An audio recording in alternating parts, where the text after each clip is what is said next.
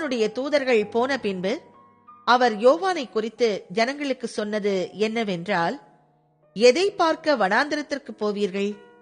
காற்றினால் அசையும் நாணலையோ? அல்லவென்றால் எதை பார்க்க போனீர்கள்? மெல்லிய வஸ்திரம் தரித்த மனுஷனையோ?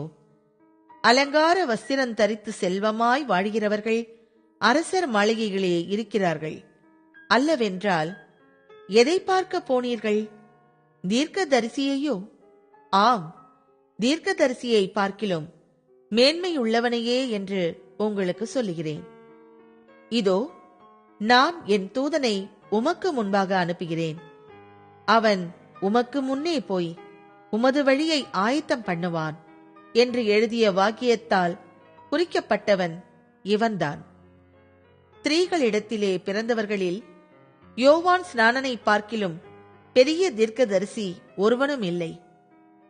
ஆகினும் தேவனுடைய ராஜ்யத்தில் சிறியவனாயிருக்கிறவன் அவனிலும் பெரியவனாயிருக்கிறான் என்று உங்களுக்கு சொல்லுகிறேன் என்றார்.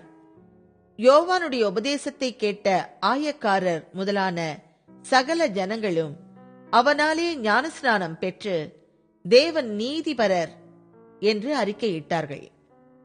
பரிசேயரும் நியாய சாஸ்திரிகளுமோ அவனாலே ஞானஸ்நானம் பெறாமல் தங்களுக்கு கேடு உண்டாக தேவனுடைய ஆலோசனையை தள்ளிவிட்டார்கள். பின்னும் கர்த்தர் சொன்னது, இந்த சந்ததியை யாருக்கு ஒப்பிடுவேன்? இவர்கள் யாருக்கு ஒப்பாயிருக்கிறார்கள்? சந்தை வெளியில் உட்கார்ந்து ஒருவரை ஒருவர் பார்த்து, உங்களுக்காக குழல் ஊதினோம், நீங்கள் கூத்தாடவில்லை. உங்களுக்காக புலம்பினோம், நீங்கள் அழவில்லை என்று குறை சொல்லுகிற பிள்ளைகளுக்கு ஒப்பாயிருக்கிறார்கள். எப்படியெனில், யோவான் ஸ்நானன் அப்பம் புசியாதவனும் திராட்சரசம் குடியாதவனுமாய் வந்தான். அதற்கு நீங்கள், அவன் பிசாசு பிடித்திருக்கிறவன் என்கிறீர்கள். மனுஷகுமாரன் போஜனபானம் பண்ணுகிறவராய் வந்தார்.